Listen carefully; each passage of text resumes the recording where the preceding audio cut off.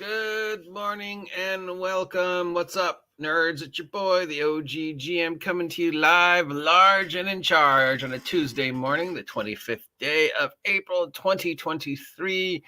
It's about 8 o'clock in the morning, and it is once again gloomy and foggy here at Site B. Allergy weather for those of us who suffer with this. And we have, in the wake of yesterday, and the Pinkerton invasion of that of old world Magic the Gathering player's house, Christopher Perkins has been rolled out of whatever the vat they're keeping him in to talk about the forthcoming plans of the 5-year plan and villains, and what villains will be featured maybe or maybe not in it. And Chris Perkins says some very interesting things in his usual way of telling us stuff without telling us anything, and towing the Wizards of the Coast line, but also occasionally dropping those little hints that maybe there's more going on behind the scenes than he's allowed to talk about.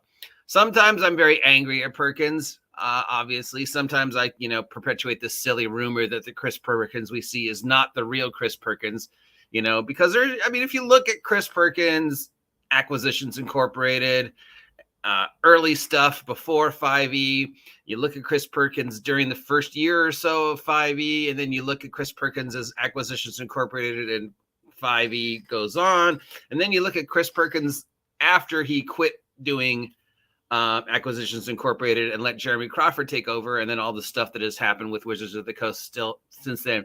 You can definitely see not only physical changes and not just age, but just that, the stress, the forced smile, the hair loss, and the way he says things, and just the look on his face. I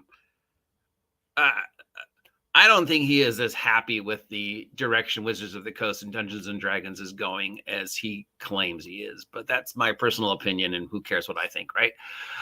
Anyway, so we have news on Vecna, the D&D villains, Venger, and the Red Wizards. Now, to make it very clear as to who does or does not own the rights to Venger. Well, Christopher Perkins claims Wizards of the Coast currently owns the rights to Venger, but he also dares you to not look up the copyright.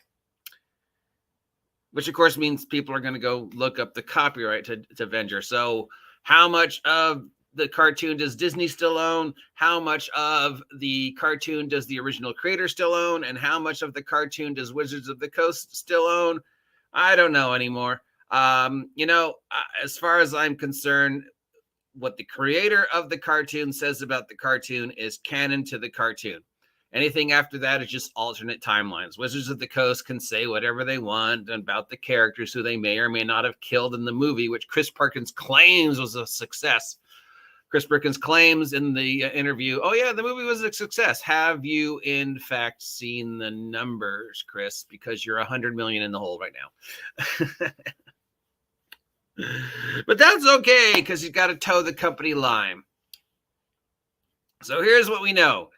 2024, there will be an adventure that will feature Vecna, because Vecna's been gone for so long, even though he hasn't been anywhere. He's been the major villain in a Critical Role campaign. He was recently a major villain in the world record breaking Dungeons and Dragons campaign. He's been a major villain in multiple canon products, because anything on GM's Guild is officially 5e, so Vecna's around. He has been around since 2014, since he's featured in multiple adventures. So, Vecna's back. He never went away. He never went away. But okay, Vecna's back, and he's going to be the main feature bad guy for the 2024 ushering in of whatever is going to happen after the Player's Handbook. So I guess Vecna will fill the same role that the Time of Troubles filled for when they were progressing from AD&D to 3 and 3.5 with the Time of Trouble storyline. Perkins, of course, also claims that this is the very first adventure to come out after a Player's Handbook set in the Forgotten Realms, except, of course, all the adventures that came out previously, including the Time of Troubles that came out before, during, and after as a way to progress the storyline. But remember, nothing before 2014 is canon, even though Chris Perkins says occasionally when we run out of ideas, we mine the beloved past of Dungeons and Dragons to find new ways to ruin it.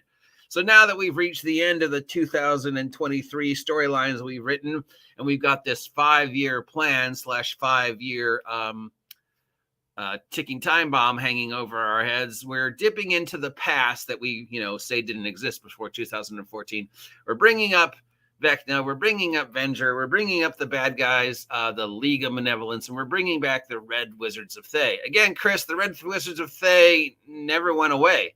In fact, they were the major villains in the Critical Success movie, and they've been around. Ed still talks about them. And as far as I'm concerned, when it comes to what is canon for the Forgotten Realms, it's what Ed says, Mr. Greenwood. Not you, what Mr. Greenwood says. So the Red Wizirds never went away.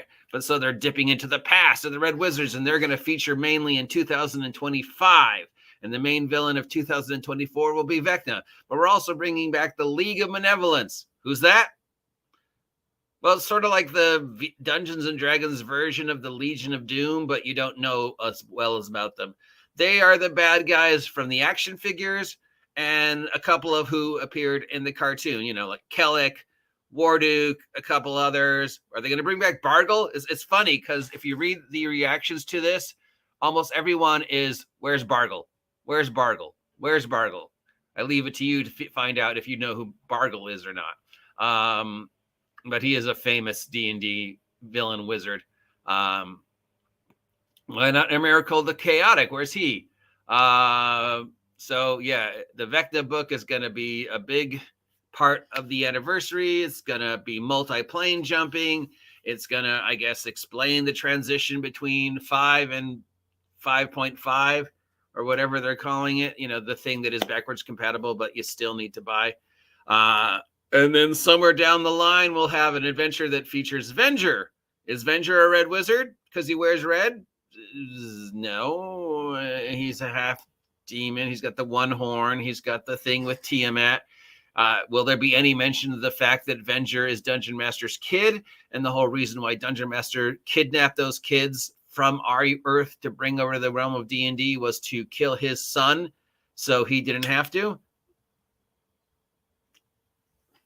Probably not. That's probably an aspect of the Dungeons and Dragons cartoon story that Wizards of the Coast is going to avoid. Now, considering how Wizards of the Coast has been handling things lately,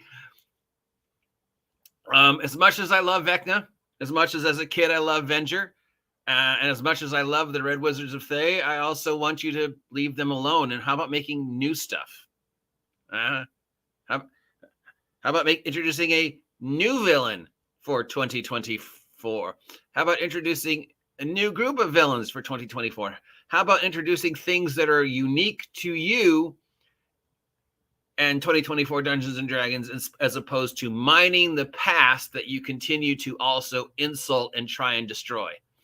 So whatever version of Vecna we're going to see in 2024 is going to be the Wizards of the Coast 2024 version of Vecna, which means it will be a watered down,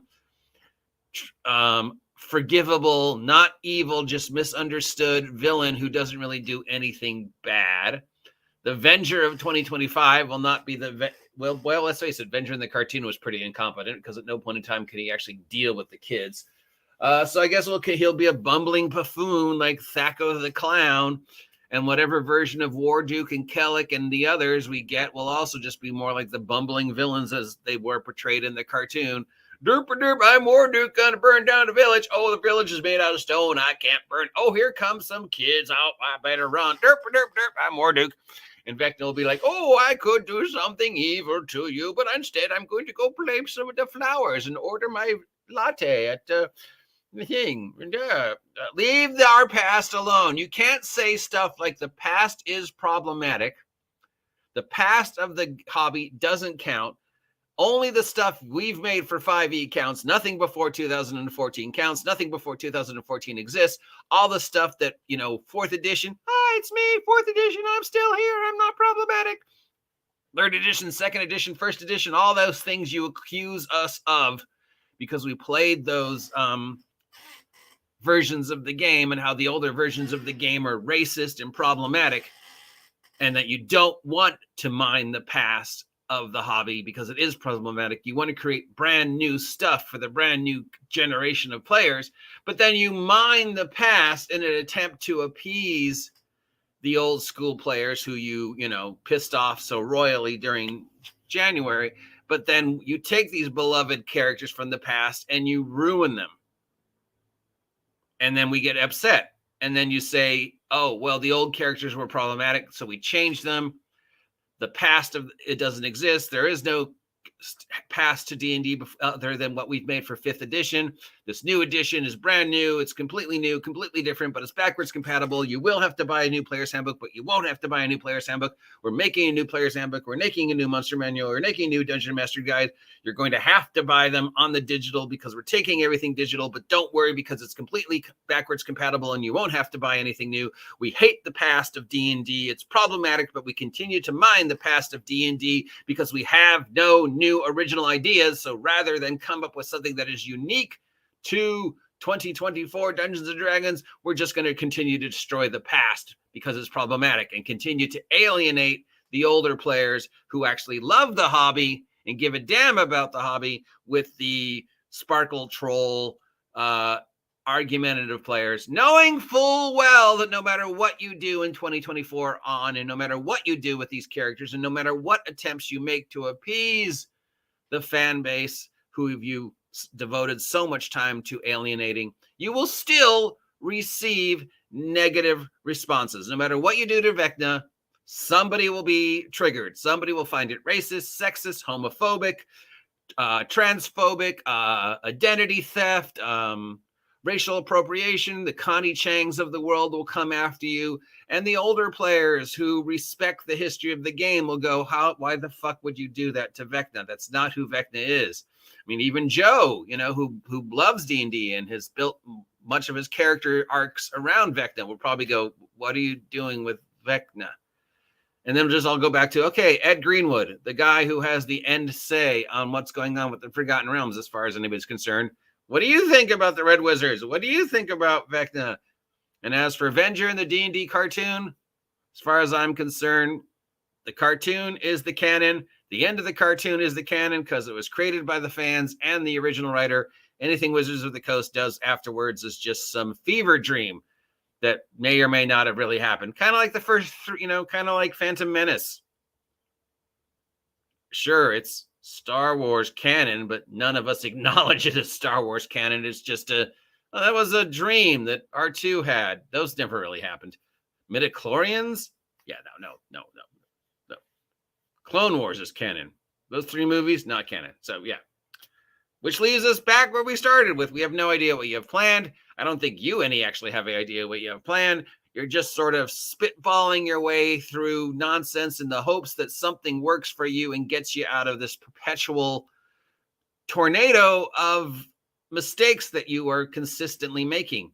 And if you have any question about the fact that Wizards of the Coast doesn't know what they're doing, all you have to do is turn the Wayback Machine 24 hours to yesterday's Wizards of the Coast story, where Wizards of the Coast, in their infinite wisdom, decides to handle what could have been a simple issue by hiring strong-armed thugs to go over to a guy's house to take his stuff.